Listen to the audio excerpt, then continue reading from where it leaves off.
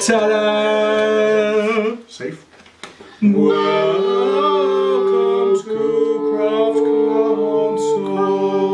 Console. Hello, everybody. We welcome back Monsieur Maxwell Gibbons. You are very welcome. Thank you. With- It's good to be back. Dum dum dum, the Pumpkin King.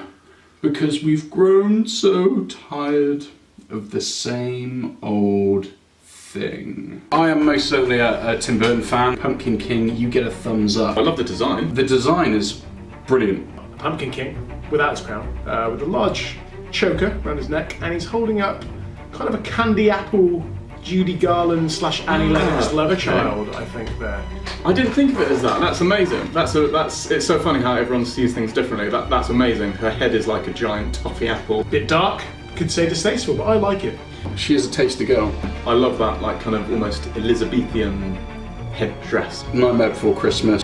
Probably my favourite Halloween movie aside from Hocus Pocus, but each to their own. And looking forward to cracking that bad boy open. Brewdog, as you guys know, based up in Scotland. We did a little bit of information on our last video, so if you didn't see that before, go back, click, and have a little view-see. As you mature in age, it's the finer things in life that I appreciate. Glass is embossed. A lot of thought's gone into the design, and I think that's something that we've seen across any signature beer that Brewdog come up with, or small batch beer, anything a little bit special. Stuff like this, I love it. It's different. Very evil. We need to find out if the beer tastes the same. Oh! That is dark. That is iron brew-like. That is Simon Brew-like. Look at that. The smell is fantastic. Yeah, no, you Oh mean. wow! Smell the clove and cinnamon. God, that's beautiful. That's really, really strong. It really smells like pumpkin pie. Yeah, I'm impressed with that. I can imagine this as a Yankee Candle. We're turning Halloween inside out and upside down. Drowsy unctus gloop. A cacophony of bright citrus flavour ensues. This is the Pumpkin King. Spicy but zesty. Intense but light. Blow away the sleepy cobwebs. Blow away the sleepy cobwebs and crank the monster mash up to 11. It smells delightful and I definitely want to drink it, but I don't want to drink it because I feel almost like this is the body of the Pumpkin King. I feel this is sacred liquor. This is the Pumpkin King's like blood or something. Did you know that this is being sold for a measly 95p in Morrison's at the moment? Did we 95p! I want to get this down, so cheers. Yeah, I do. If it tastes anything like it smells, I'm going to be in heaven. That's what she said. The taste definitely isn't anywhere near for me as strong as the smell. Like a green tea. Smells more pungent than it tastes. Yeah, it's a lot slighter in taste than I was expecting actually. You know, like when you get swede mashed up with carrots when you roast dinner? Yeah. Very similar.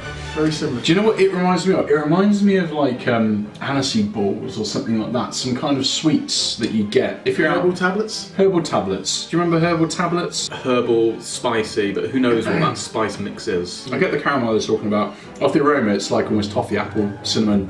The taste is lacking. It's not as good as I'd hoped it would be. Yeah, I'd hope there'd be a bit more character to the taste. It's a bit. It just falls a little bit. It's a bit diluted. Maybe it's because the smell is so pungent you expect more. I'm getting like a medium light carbonation on that. The head retention's okay. You get a bit of lacing. We did the Albino Scud Assassin last week, and it kind of tastes a little bit like a lighter version of that with a bit of herbal tablet aniseedy kind of element to it. 5.5%. The aroma you can't beat.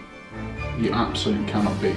That's probably one of the nicest smelling beers I've ever come across. I would definitely buy it, but I'm just so disappointed after the smell. I just thought it was going to be so much more. It tastes as licorice. It's like a licorice rye. I'm just left wanting a little bit more flavour. I was expecting it to be more like the the smell, rich and warm and Sweet. sweet, and it's those things, but as you said, just a milder version of what I was expecting. Yeah. We all seem a little bit deflated now, don't we, viewers?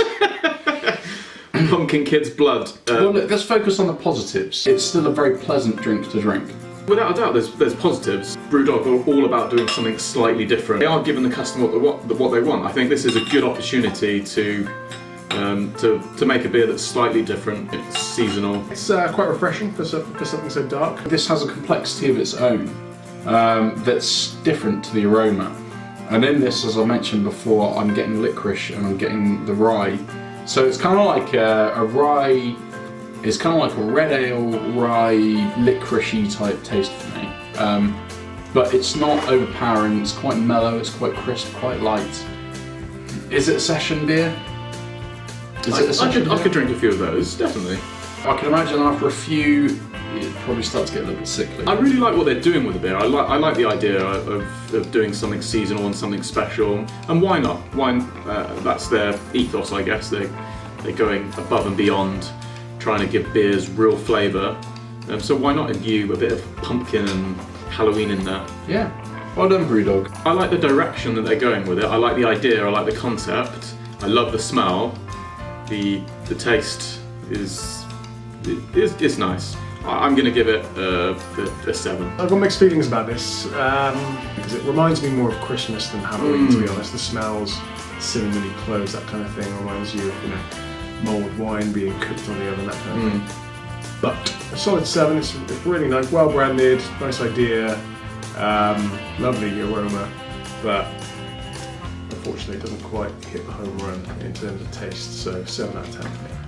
For me, I can't give it full marks because the flavour doesn't pair well enough with the aroma, and I think anybody who tries this beer will probably end up feeling the same way about one or the other. I'd probably give it about a 7.5 out of 10. It's just such a shame that they couldn't find some way, we're not experts, but some way to just get a little bit more of that smell infused in the drink, and then it would be one of my favourite beers. Trick or treat. This was a trick.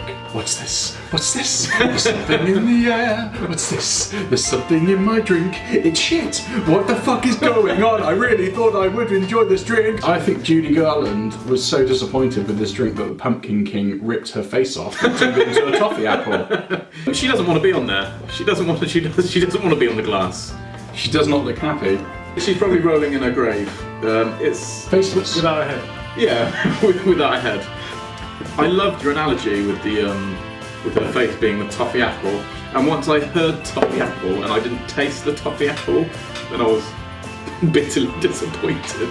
Speaking of bitterness, it doesn't have a lot of bitterness to it, does it? That's a good point. There's not a kind of bitter afterbite that kind of keeps your mouth yearning for more. It's not very tart. I like that. I'm not a big fan of the bitterness, and I think that makes it a lot easier to drink as well.